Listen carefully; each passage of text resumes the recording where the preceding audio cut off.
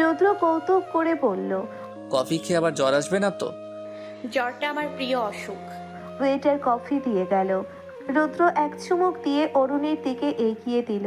এর থেকে সুস্বাদু কিছু বোধহয় আর হয় না। অরুণী যেন ঘোরের মধ্যে চলে গেল। রুদ্র নিগুড়ভাবে তাকিয়ে রইল অরুণীর দিকে। শুধু অনুভব করলো ওর সামনে শরতের শুভ্র মেঘের ন্যায় স্বচ্ছ আবেগে একটা মেয়ে বসে আছে, যাকে ভালোবাসা যায়, হাজার বছর ধরে ভালোবাসা যায়। কনকনে শীতের সকালের এক খণ্ড আরামদায়ক রোদের ন্যায় রোমাঞ্চকর যার চঞ্চলতা, এই মেয়েটার সাথে কাটিয়ে দেওয়া যায় যুগ যুগান্তর। কফি শপ থেকে বের হয়ে রুদ্র প্রশ্ন করলো, অরুণী, এত ছোট ছোট বিষয়ে তুমি এত খুশি হও কিভাবে? আপনি মুখে ভালোবাসি না বলেও প্রতি মুহূর্তে যেভাবে ভালোবাসা অনুভব করান সেভাবে। কি জটিল উত্তর! রুদ্র হাসল শুধু, ব্যস্ত গলায় বলল, এখন বাসার দিকে হাঁটো। আপনি আমায় এগিয়ে দেবেন?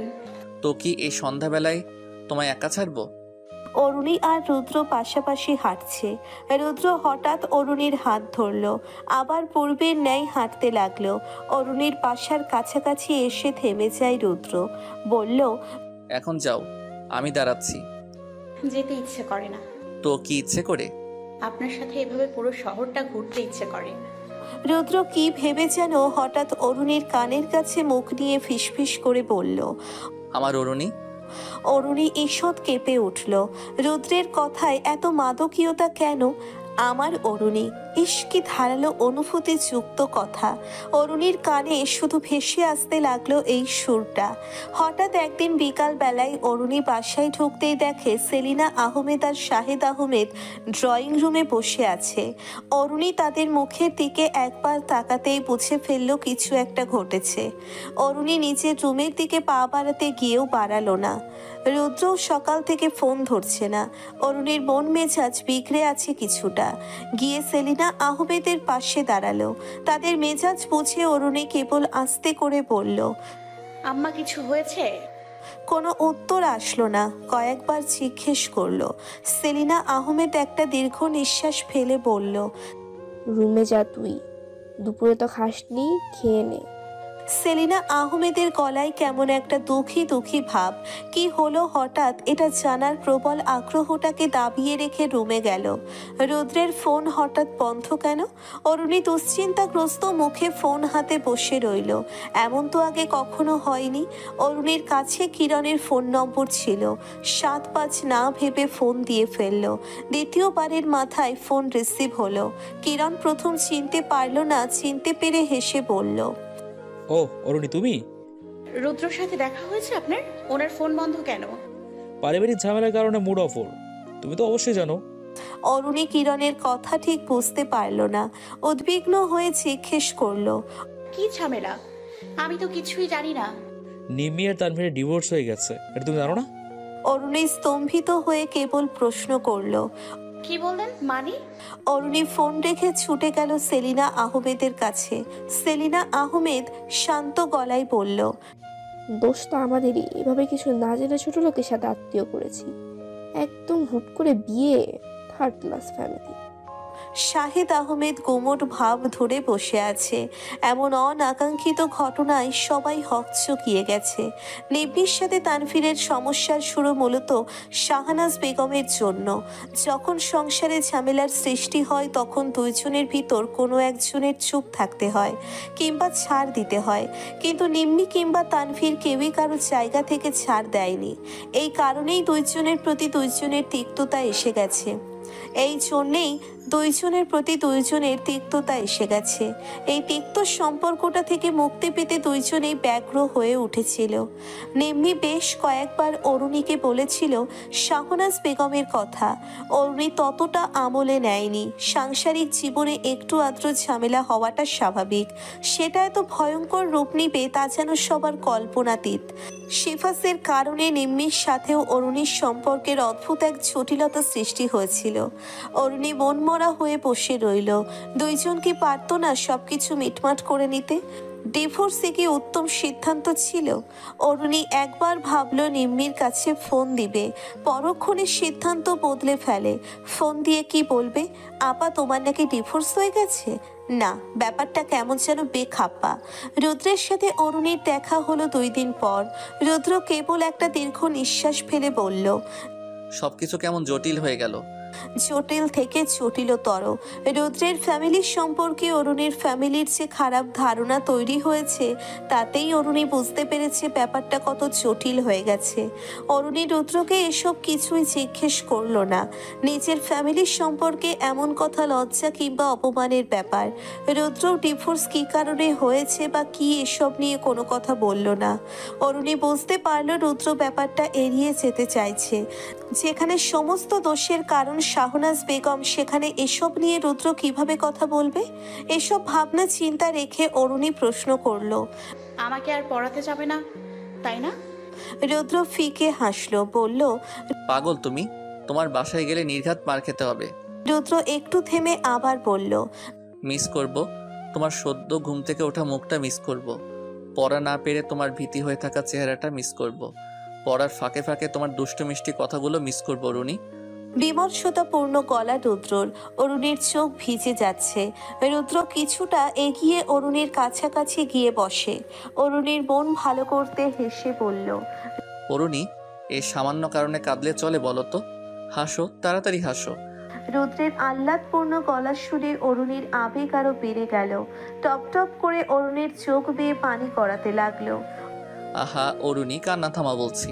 প্রতিদিন দেখা হবে, কথা হবে, প্রেম হবে, ভালোবাসা হবে, তবুও কিসের কান্নাকাটি বলো তো? অরুণীর কান্না থামছে না। কান্নার বেগ ধরে আসা গলায় বলল, আপনি বুঝতে পারছেন না কত জটিল এই বিষয়টা, সবকিছু এলোমেলো হয়ে গেছে। আমি সব বুঝতে পারছি, তোমার থেকে বেশি বুঝতে পেরেছি। কিসের জন্য কাঁদছো তুমি? তোমার ফ্যামিলি তোমাকে দিবে না আমায়? আমি জোর করে তোমায় আদায় করে নিব, তারপর চলে যাবে দূর অজানায়, বুঝলে আবেগী রানী? আবেগে রানী, কি অদ্ভুত মিষ্টির ডাক।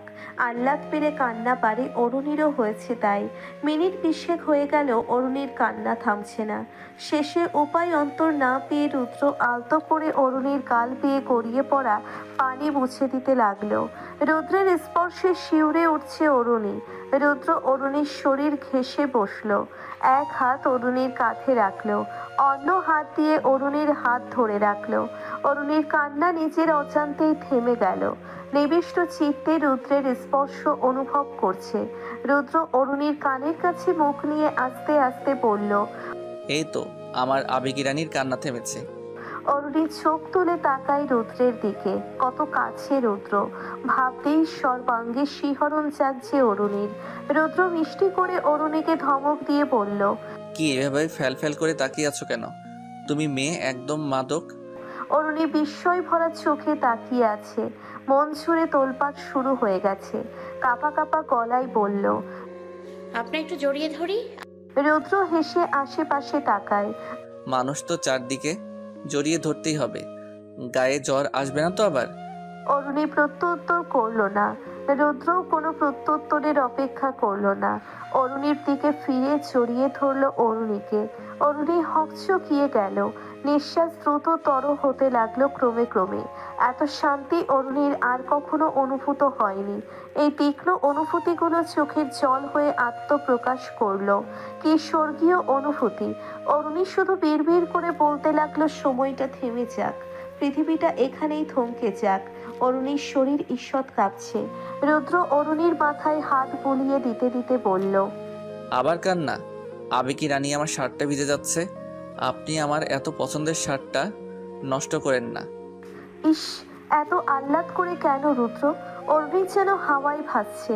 অরুণীর মনে হচ্ছে ও সুখের রাজ্যে চলে এসেছে। অরুণী গভীর প্রণয় ভরা গলায় শুধু বলল, আপনি এত ভালো কেন? রুদ্র এই কথার উত্তর না দিয়ে বলল, ফ্যামিলি প্রবলেম এসব নিয়ে তোমার মোটেও ভাবতে হবে না, আমি আছি তো, সব সামলে নিব। আশেপাশের মানুষ সরু চোখে তাকিয়ে আছে ওদের দিকে। রুদ্র আলিঙ্গন থেকে মুক্ত করে অরুণীকে। অরুণী নেশাগ্রস্ত মানুষের মতো তাকিয়ে আছে। ঘোর লাগা চাহনি, বাতাসে কেমন সুখের ঘ্রাণ। প্রতি নিঃশ্বাসে নিঃশ্বাস অনুভূত হচ্ছে প্রশান্তি। আর একটু সময় জড়িয়ে ধরে থাকলে কি এমন হতো? অরুণী, আবার কি হলো? বলছি তো সব সামলে নিব। রুদ্রের আশ্বস্তপূর্ণ গলা, অরুণীর ঠোঁটে প্রশান্তির হাসি। অরুণী এখনো যেন ঘোর থেকে বের হতে পারছে না। প্রিয় মানুষটা প্রথম এত গভীর আসক্তিতে জড়িয়ে ধরেছে, এর বেশ কাটতে সময় লাগবে বেশ। অরুণী নেশাগ্রস্ত মানুষের মতো বাসায় ঢোকে, দ্রুত সিঁড়ি বেয়ে উঠে নিজের রুমে ঢুকে মাত্র নিজের রুমে ঢোকে, দরজা আটকে দেয়, জোরে জোরে শ্বাস নিতে থাকে। শরীরের প্রতি শিরায় উপশিরায় তীব্র রোমাঞ্চকর অনুভূতি হচ্ছে। রাতে খাবারের সময় শাহিদ আহমেদ অরুণীকে বলল, রৌদ্রকে পড়াতে আসতে না করে দিস। অরুণীর মনে ভীষণ বিষণ্ণতা, মুখটা স্বাভাবিক রাখার চেষ্টা করলো, সহজ গলায় বলল, উনি কি এত ব্যাকুল যে পড়াতে আসবে আমায়?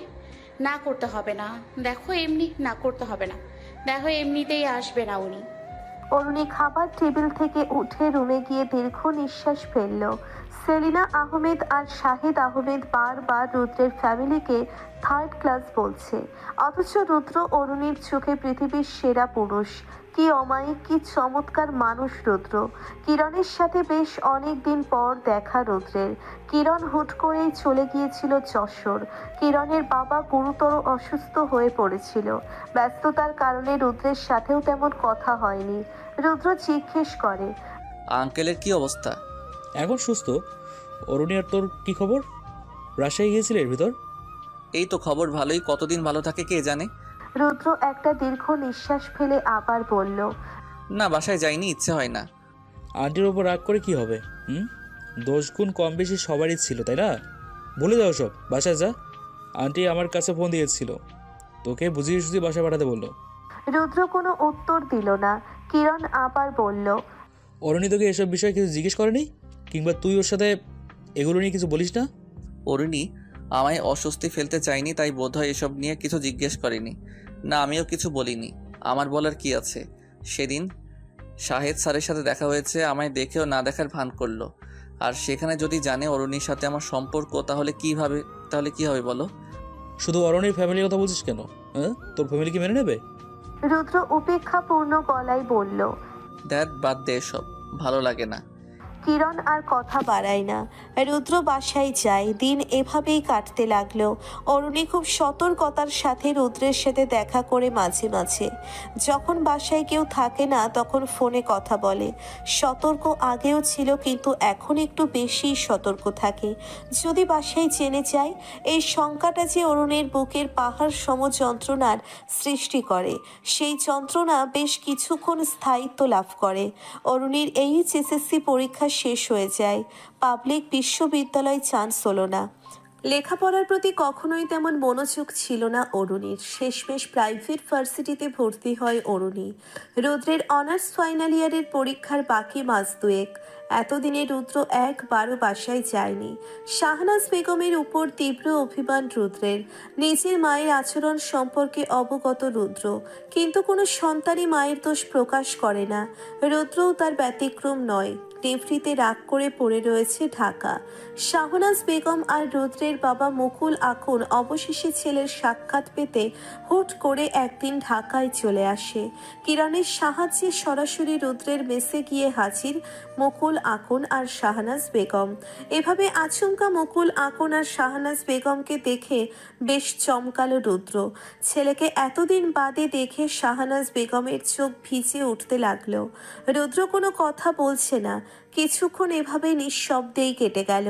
এক পর্যায়ে নিরাপত্তা বিলীন করে মুকুল আকন বেশ শান্ত গলায় বলল, সমস্যা কি তোমার রুদ্র? ফোনে যোগাযোগ করো না, বাসায় যাচ্ছ না, কি সমস্যা এখন বলো আমায়। স্বভাবগতভাবেই মুকুল আকন ভয়ঙ্কর মেজাজের মানুষ। একটুতেই রেগে যাওয়ার মতো খারাপ স্বভাবটা তার একটু বেশি। কথা বলার ভঙ্গিতে বোঝা গেল ভিতরে ভিতরে ক্ষুব্ধ হয়ে থাকলেও গলা শীতল রাখার চেষ্টা করছে। রুদ্র উত্তর দিল, এমনি যাচ্ছি না, ভালো লাগছে না তাই যাচ্ছি না। মুকুল আকন রাগান্বিত চোখে তাকালো। চোখে মুখে স্পষ্ট রাগে চিহ্ন ফুটে উঠেছে। গর্জে উঠে লম্বা স্বরে বলল, রুদ্র। রুদ্র কোনো জবাব দিল না। শাহনাজ বেগম বলল, ওদের ডিভোর্সের কারণ হলো ওদের সাথে বনাবনি হচ্ছিল না, সেখানে আমার কি দোষ? ভাইয়া আমায় সব বলেছে, মা এসব নিয়ে কথা বলতে আমার ভালো লাগছে না। এসবের পিছনে অধিকাংশ দোষ তোমার, এটা তুমি অস্বীকার করতে পারবে? আর অস্বীকার করেও বা লাভ কি? শাহনাজ বেগম কাঁদতে কাঁদতে বলল। তুই আমার দোষ দিচ্ছিস? ডান হাতের তালু দিয়ে চোখের জল মুছছে শাহনাজ বেগম। মুকুল আকন আরো ক্ষিপ্ত হয়ে গেল, ক্রোধে ফেটে পড়ে বলল। এত পড়ালেখা করিয়ে লাভ কি হয়েছে? এই ভদ্রতা শিখেছো তুমি? আমার আর তোমার মায়ের মুখের উপর কথা বলছো? রুদ্র কিছুক্ষণ কি যেন ভেবে বলল। আচ্ছা, দুঃখিত আমি। তোমাদের যদি মনে হয় তোমরা সঠিক কিংবা তোমরা সঠিক কাজ করেছো, তাহলে তোমরাই সঠিক। রুদ্র আর কথা বাড়ালো না। বাবা মা নামক মানুষগুলোকে মাঝে মাঝে তীব্র অসহ্য লাগে। রুদ্ররও এখন অসহ্য লাগছে। তারা সবসময় ভাবে তারাই সঠিক। নিম্মির ফুফাতো ভাই তানবীরকে হুমকি দেয়। ওরা কতটা থার্ড ক্লাস ভাবতে পারিস? রুদ্র চমকে গিয়ে তাকায় শাহনাজ বেগমের দিকে। কপালে ভাঁজ পড়ে। অস্থির গলায় জিজ্ঞেস করলো। কই ভাইয়া তো আমায় কিছু বললো না। কোন ফুপাতো ভাই? পরক্ষণে রুদ্র সন্দিগ্ধ গলায় বলল। সূর্য। শাহনাজ বেগম হ্যাঁ সূচক ভঙ্গিতে মাথা নাড়ালো। রুদ্রের মেজাজ চড়ে গেল। সূর্য ভাবে কি নিজেকে? রুদ্রের বড় খালা ঢাকায় থাকে। মুকুল আকন আর শাহনাজ বেগম সে বাসায় উঠল। তারা চলে যাওয়ার পরপরই রুদ্রের ফোনে কল আসলো। স্ক্রিনের দিকে তাকিয়ে দেখলো আবেগী রানী লেখা। ফোন ধরতেই উতলা হয়ে ওপাশ থেকে বলল। আপনি দেখতে ইচ্ছে করছে, তাড়াতাড়ি আসবেন। 5 মিনিট আসবেন। 5 মিনিট আসবেন। কোথায় আসবো? এত তাড়াহুড়ো করছো কেন? কি ব্যাপার বলো তো? আপনাকে দেখার তৃষ্ণা পেয়েছে, তাড়াহুড়ো করব না। রুদ্র হাসল। অরুণীর পাগলামিতে বিমোহিত হয়ে মাঝে মাঝে নিঃশব্দে হাসে। এমন আহ্বান উপেক্ষা করার মন্ত্র কি? 5 মিনিটে যেতে পারল না, 40 মিনিট লেগেছে যেতে। রাস্তায় জ্যাম থাকার কারণে সময়টা একটু বেশিই লেগেছে। অদ্ভুত। রমণীর হঠাৎ আমায় এত দেখতে ইচ্ছে হলো কেন? কলেজের গণ্ডি পেরিয়ে ভার্সিটিতে ভর্তি হয়ে গেলে পাগলামিগুলো আর গেল না। আপনি কি চান আমার পাগলামিগুলো চলে যাক? হুম, না, কখনোই না। কিছুক্ষণ পর রুদ্র জিজ্ঞেস করলো।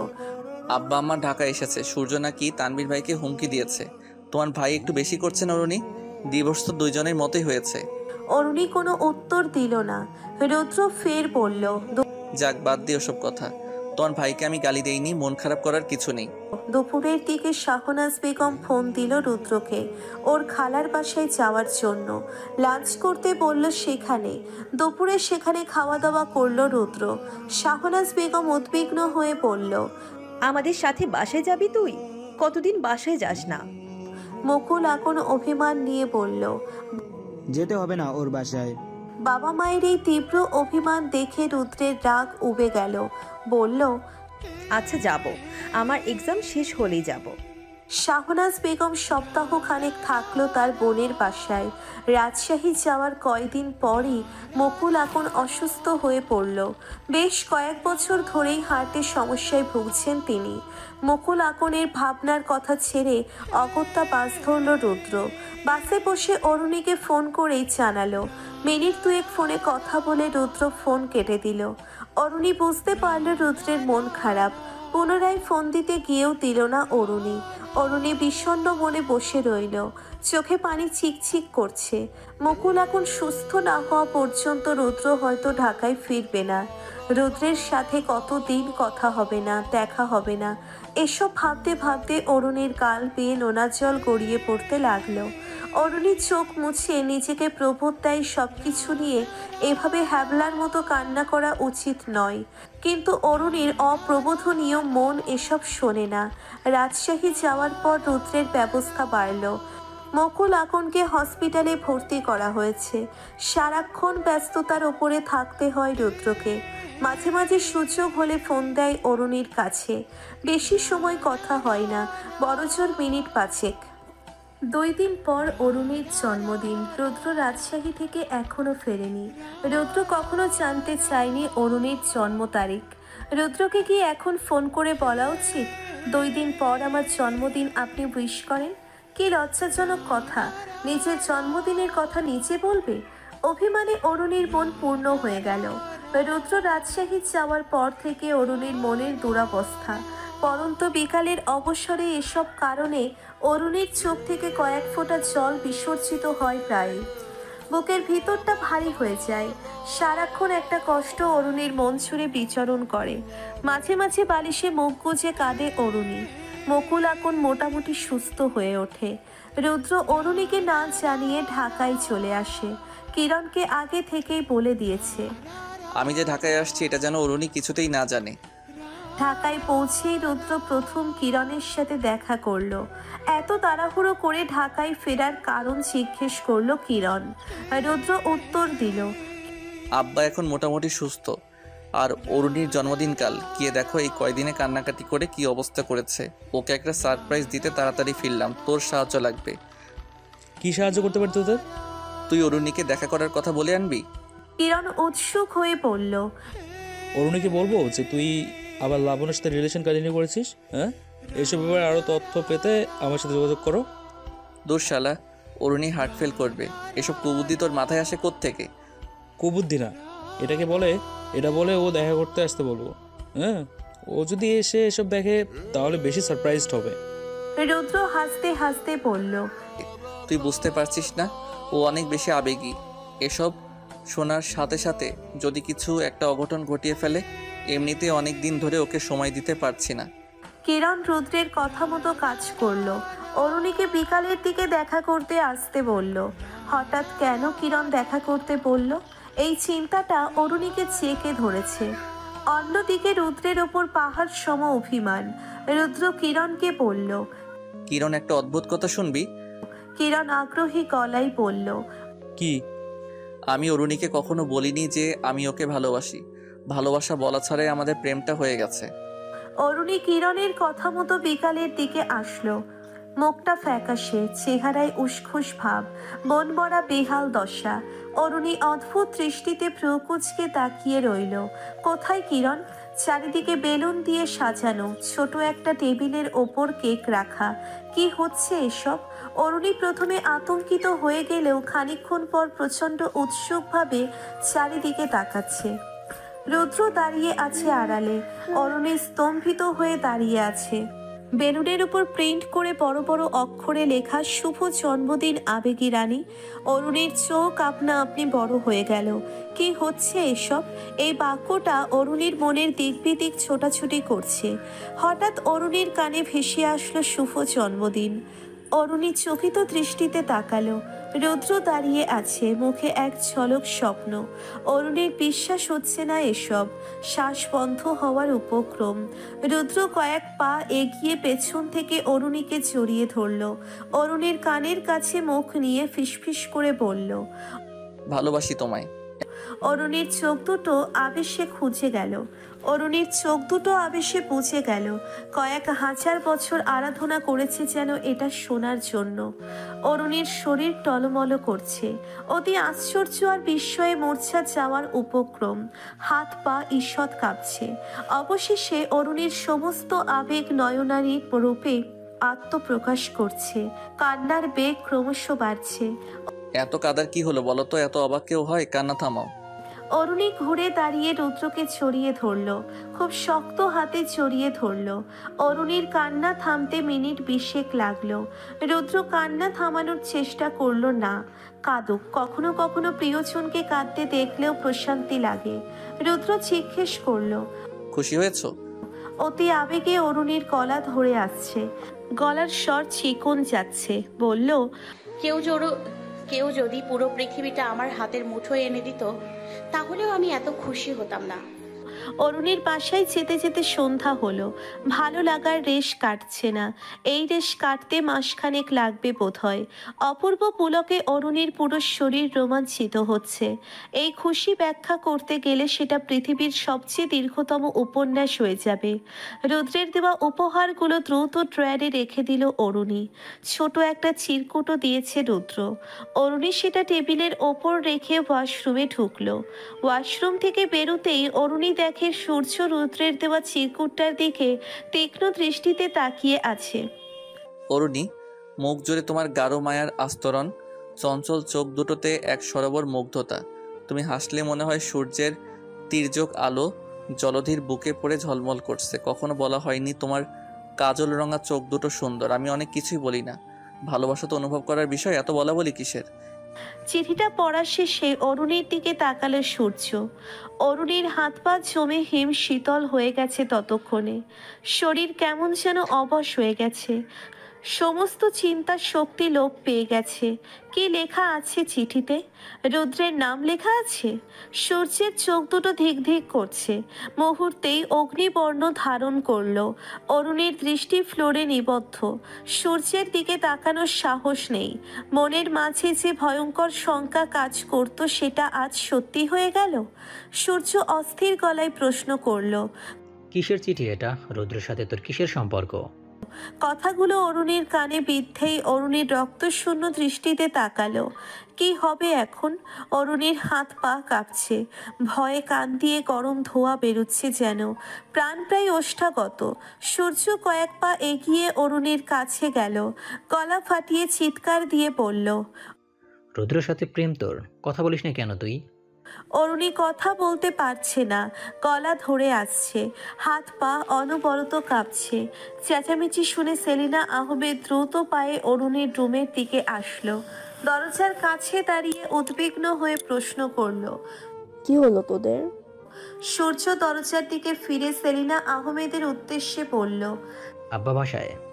সেলিনা আহমেদ বিষয়টা বোঝার জন্য রুমের ভিতরে ঢুকলো। অরুণীর মুখের দিকে বিস্ময় ভাব নিয়ে তাকালো। সূর্যের চোখ মুখ রাগে লাল হয়ে আছে। সেলিনা আহমেদ অরুণীর কাঁধে মৃদু ধাক্কা দিয়ে বলল, কি হয়েছে তোদের?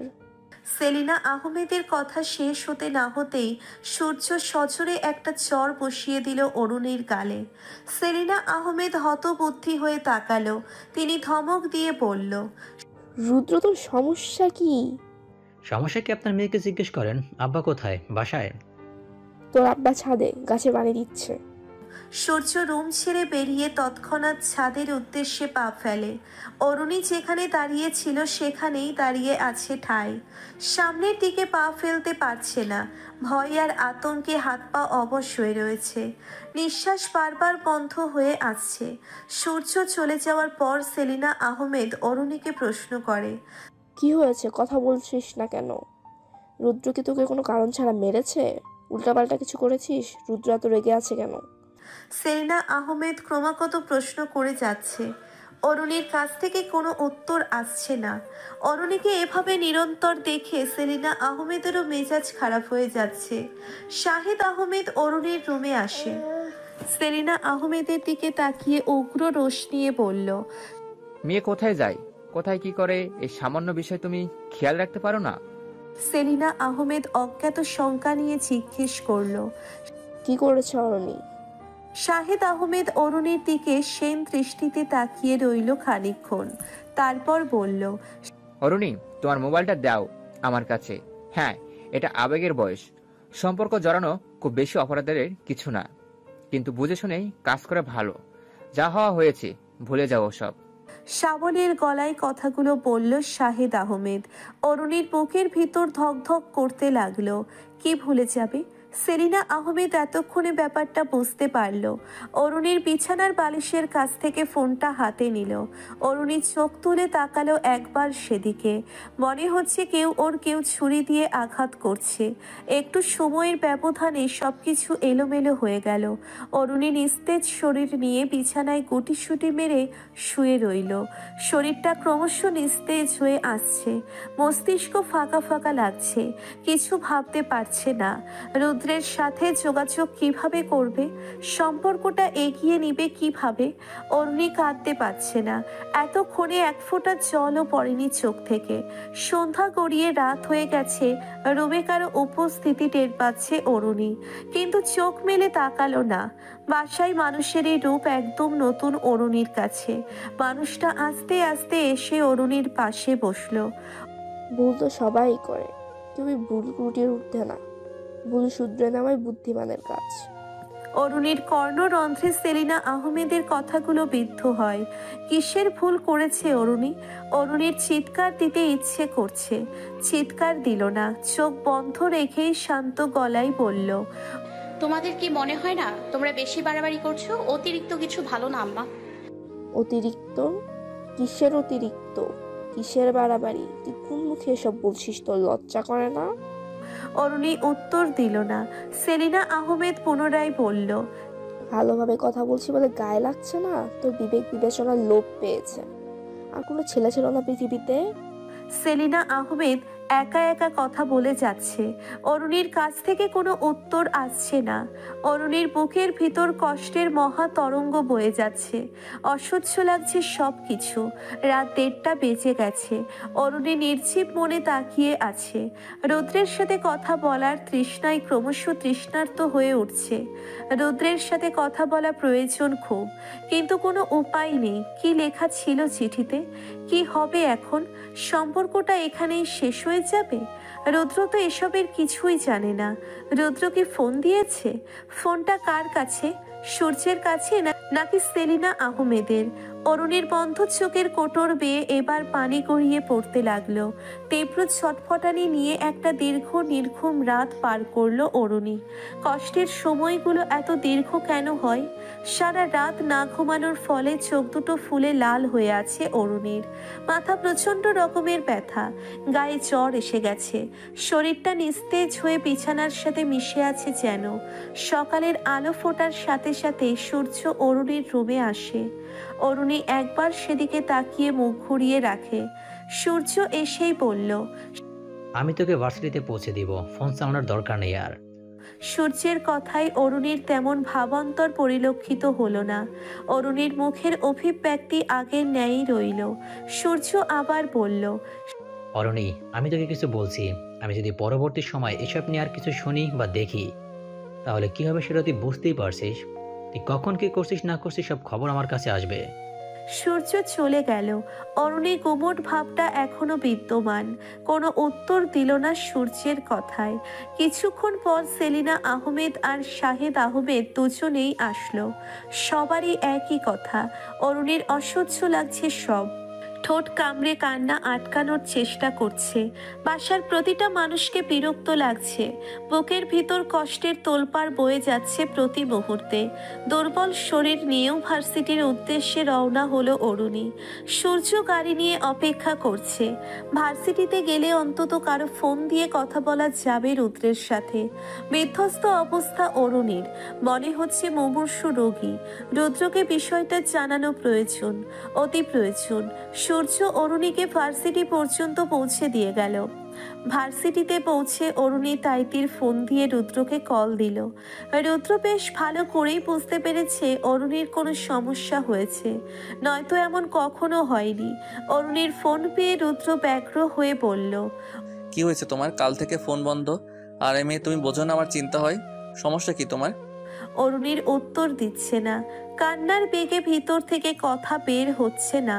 শেষ পর্যন্ত আর কান্না আটকে রাখতে পারল না। অবাধ্য কান্নাগুলো বেরিয়ে আসলো। রুদ্র হতভম্ব হয়ে বলল, অরুণী, কি হয়েছে? কাঁদছো কেন? অরুণীর কান্না শুনে রুদ্র সন্দিহান হয়ে পড়ল। অরুণীর বাসায় কি জেনে গেল? শেষ পর্যন্ত অরুণী বলল, বাসায় সব জেনে গেছে। চিঠিতে কি লেখা ছিল? আমার ফোনও নিয়ে গেছে। রুদ্র হত বিহ্বল হয়ে কিছুক্ষণ চুপ থাকলো। মিনিট 3 পরে বলল, চিঠি পেলো কিভাবে? একটু সাবধানে রাখতে পারোনি? কোথায় তুমি এখন? রুদ্রের কপালে চিন্তার ভাঁজ পড়ল, চোখে মুখে অস্থিরতা। অরুণী বলল, আমি ভার্সিটিতে। আমি আসছি। না, ভুলেও আসবেন না। সূর্য দাদা জেনে যাবে। সেদিনের মতো আর দেখা করা হলো না। রুদ্র এখন ঝামেলাটা বাড়াতে চাচ্ছে না। প্রথমত কারণ হলো রুদ্রের লেখাপড়া এখনো কমপ্লিট হয়নি। এসব ঝামেলার রেস ধরে যদি অরুণীর ফ্যামিলি অরুণীকে বিয়ে দিতে চায়, এমনই একটা চিন্তা রুদ্রের মাথায় জেঁকে বসেছে। রুদ্রের অনার্স ফাইনাল বর্ষের পরীক্ষারও খুব বেশি দিন বাকি নেই। রুদ্র অরুণীকে বলল, তুমি তোমার বাসায় বলো যে আমাদের মাঝে এখন কোনো সম্পর্ক নেই। আমাদের এখন যোগাযোগ করা, কথা বলা সব রিস্কি। সবকিছু ভেবে আমাদের উচিত কয়েক মাস যোগাযোগ বন্ধ করে রাখা। অরুণী মানতে নারাজ। রুদ্র নিজেকে সামলে নিতে পারবে অতি সহজে। ভেতরে ভেতরে কষ্টে দগ্ধ হলেও মুখে হাসি ঝুলিয়ে রাখতে পারবে। কিন্তু রুদ্র জানে অরুণীকে দিয়ে এটা কখনো সম্ভব না। অরুণীর ফোন এখনো সূর্যের কাছে। স্বামীবার ফোন দিয়ে অতি গোপনে রুদ্রের সাথে কথা বলে। তীব্র আতঙ্কের ভিতর কথা বলতে হয় অরুণীর। না ঘুমোতে ঘুমোতে চোখের নিচটা দশা দেখে রুদ্রের বুকের মাঝে চিনচিনে ব্যথা হয়। দিনগুলো এভাবেই কাটছে। হঠাৎ অরুণী অসুস্থ হয়ে পড়ল। স্বামীমাও তার দেশের বাড়ি গিয়েছে বেড়াতে। রুদ্রের সাথে কথা বলার সুযোগ নেই। বাসার সবাই সেন দৃষ্টিতে অরুণীর খেয়াল রাখছে। দিনে দিনে এসবে তিক্ত হয়ে উঠছে অরুণী। জীবনটা বিষাদময় লাগছে। রুদ্রকে দেখে না বেশ কয়েকদিন। লাস্ট যেদিন দেখেছে সেদিন সাথে শাহিদ আহমেদ ছিল। দূর থেকে দেখেছিল। রুদ্রও দূর থেকে তাকিয়েছিল অরুণীর দিকে। বিষাদময় চাহনি ছিল রুদ্রের। অরুণীর কান্না পাচ্ছিল।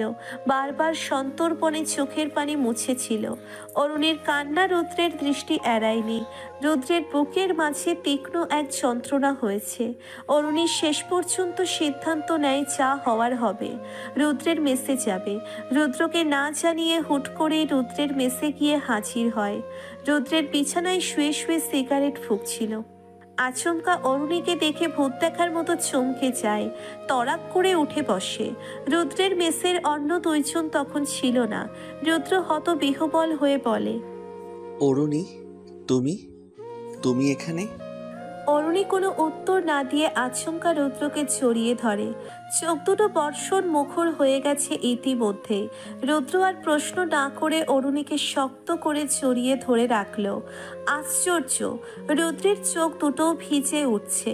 রুদ্র নিজেকে সামলায়। অরুণীর কপালে চুমু খায়।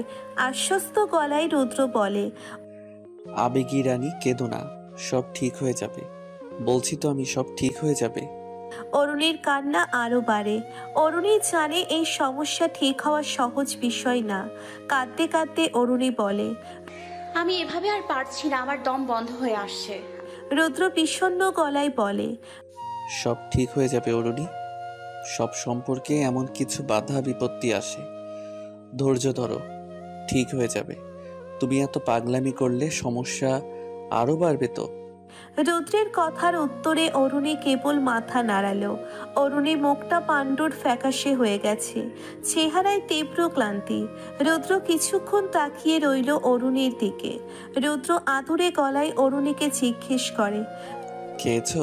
চেহারার এই হাল কেন? রুদ্র খাট থেকে উঠে প্লেটে ভাত নিল। অরুণীকে খাইয়ে দিতে দিতে শাসিয়ে বলল, এত পাগলামি করার কি আছে বলো তো? ঠিক মতো খাওয়া দাওয়া করবে এখন থেকে। বেশ কিছুক্ষণ থেকে বেরিয়ে পড়ে অরুণী বাসার উদ্দেশ্যে। রুদ্র কয়েকটা দীর্ঘ নিঃশ্বাস ফেলল। বুকের ভিতর চাপা একটা কষ্ট বিচরণ করছে। রুদ্রের ওখান থেকে বাসায় ফেরার সাথে সাথে সেলিনা আহমেদ অরুণীকে ডেকে তার রুমে নিল। অরুণীর বুকের ভিতর ধক ধক করছে। জেনে গেল বাসায়। সেলিনা আহমেদ দরজা বন্ধ করে অরুণীর গালে ক্রমাগত চড় মারতে লাগলো। চেঁচিয়ে উঠে পড়ল, এত বেহায়া হয়েছিস? রুদ্র বাসে গিয়েছিলি? অরুণী চোখ তুলে তাকালো সেলিনা আহমেদের দিকে। হাত পা কাঁপছে অরুণীর। কিছু ভাবতে পারছে না সেলিনা আহমেদ। রাগে কাঁপতে কাঁপতে বলল, সূর্য এসে তোকে মেরে ফেলবে। খুব বেশি বেড়েছিস, এত নির্লজ্জ হয়েছিস। সেলিনা আহমেদ চলে যাওয়ার পর অরুণীর রুমে বসে ভয়ে কাঁপছিল। সূর্য হুড়মুড়িয়ে রুমে ঢুকলো। সূর্যের চরে আঘাতে অরুণীর গালে কালশিরে পড়ে গেল। ঠোঁটের কাঁচটা ফেটে রক্ত পড়তে লাগলো। অরুণী কাঁদছে না, স্তম্ভিত হয়ে বসে আছে। অরুণীর রাতগুলো কাটতে লাগলো তীব্র কষ্ট নিয়ে। রাতে ঘুম হয় না, ঠিকমতো খাওয়া দাওয়া করে না। কয়েকদিন ধরে অরুণীকে রুম থেকে বের হতে দিচ্ছে না। রুদ্রের সাথে কোনো রকম যোগাযোগ করতে পারছে না। অরুণীর পাগলামি দিন দিন বেড়েই চলেছে। শাহেদ আহমেদ সিদ্ধান্ত নেয় অরুণীকে বিয়ে দিয়ে দিবে। সূর্যও সায় দেয়। মান সম্মান অক্ষুণ্ণ থাকতে বিয়ে দিয়ে দেওয়া উচিত সেলিনা আহমেদের মতে।